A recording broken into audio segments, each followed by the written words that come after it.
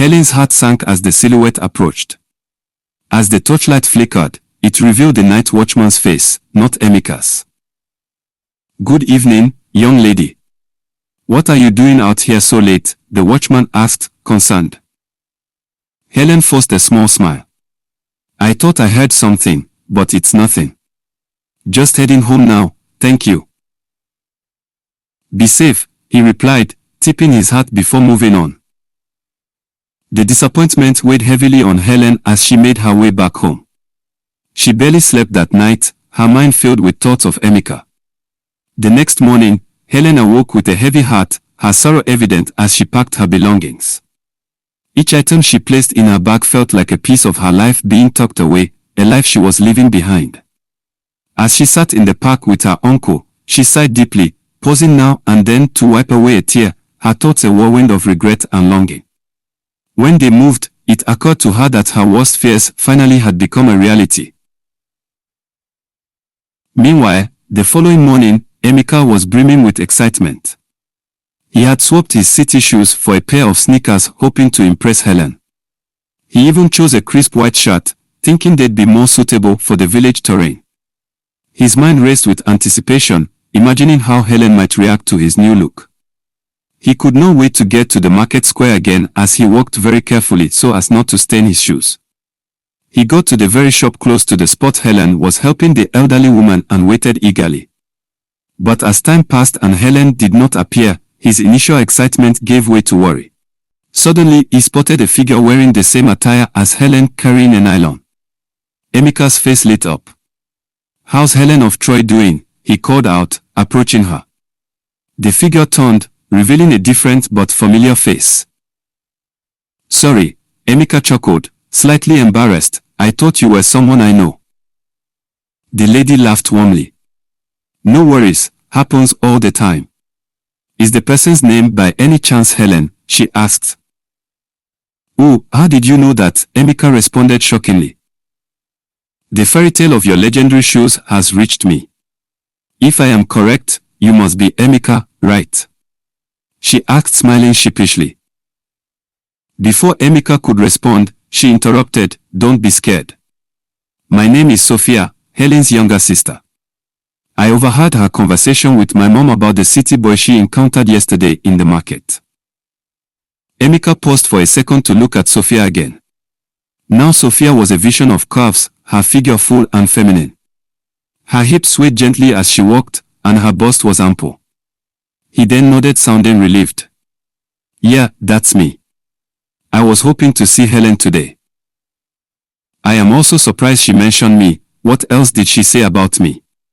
Emeka blushed, scratching his head. "Oh yeah, she also said you could use some navigation skills," Sophia teased, "but since she is not available right now, I can actually help you out." They shared a laugh, Sophia's playful banter making Emeka feel at ease. "So, how's she, and please where is she also?"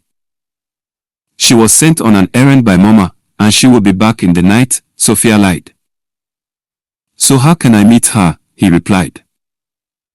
"Why don't you walk with me as we discuss?" Sophia suggested. Then both ambled leisurely along the market.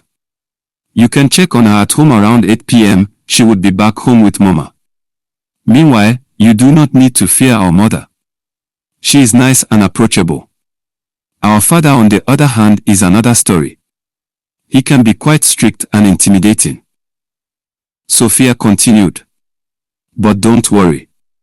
Our father won't be home until late, so you'll be fine.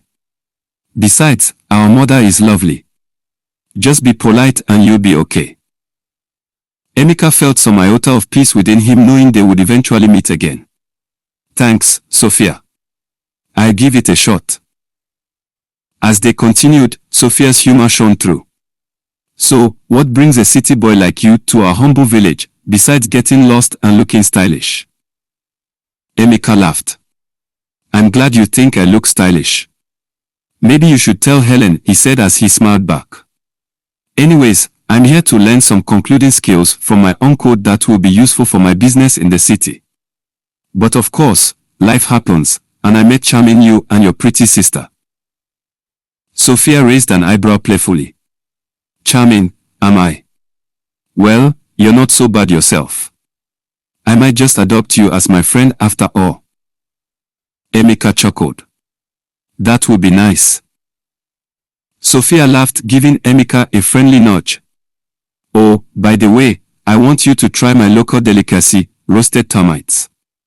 It's a taste you'll never forget. They are crunchy and full of protein. Perfect city boy snack.